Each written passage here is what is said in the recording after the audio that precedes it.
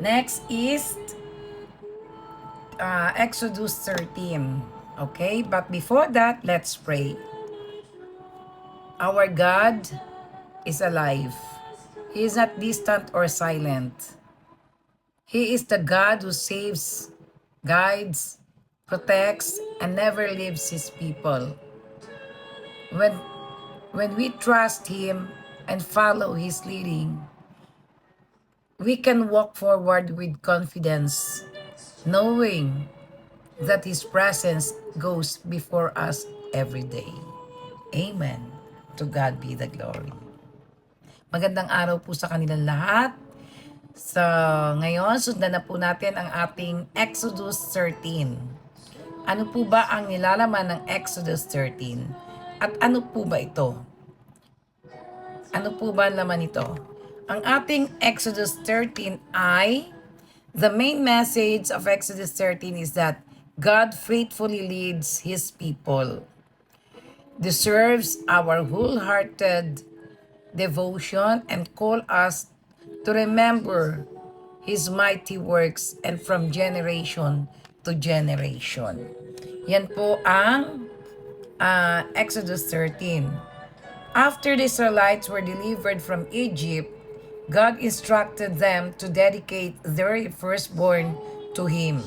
Remember the Passover and follow His guidance as He led them through the wilderness with a pillar of cloud by day and pillar of fire by night.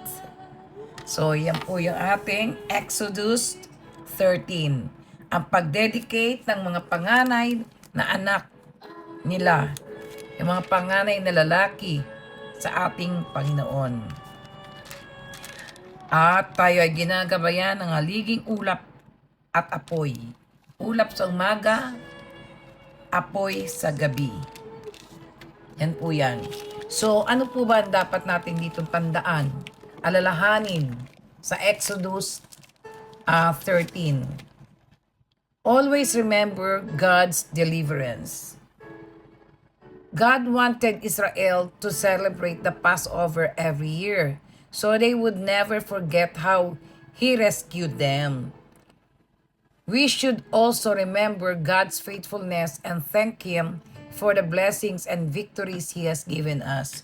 So, dapat po aalalahanin natin parate yung ginawa sa atin ng Panginoon sa ating mga ninuno na niligtas nila at inilabas sa Egypt.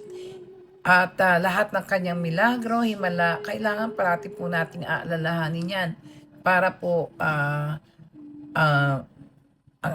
ating puso ay manalig sa ating Panginoon.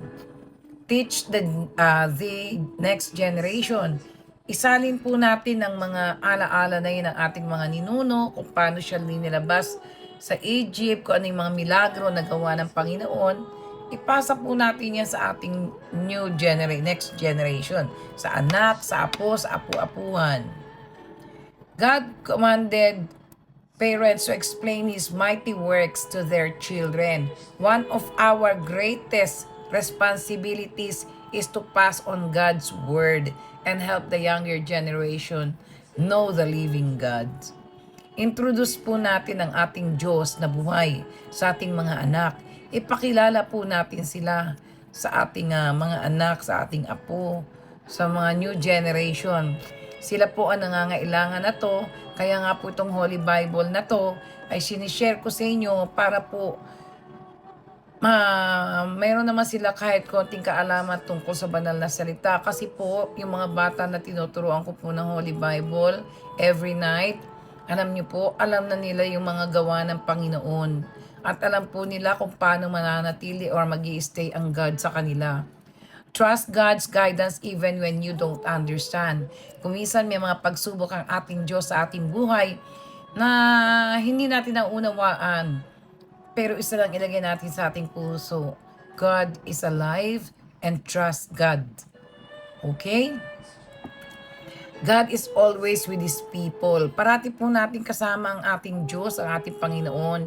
Hindi lang po natin yan nalalaman, hindi natin napapansin kasi busy nga po tayo sa mga kamunduhang bagay. Earthly word, earthly things na kailangan nating mag-work, kailangan natin to, kailangan yan. Marami tayong kailangan. So, ang Panginoon ay sinasantabi natin, which is very, very wrong. Huwag po natin gagawin yan. Maghihirapan po tayo mabuhay sa mundo kapag wala po ang Diyos sa ating buhay. Trust God guidance even with your understand. Yeah. God is always with His people. Follow God's direction every day. God never abandon His children. Hindi po tayo pababayaan ng ating Panginoon. Gaya po na sinabi niya, I will never, never leave you nor forsake you. Kaya mga kapatid, ipamana po natin sa ating mga anak, sa ating mga apo, ang kanyang banal na salita na nakasulat sa banal na Biblia.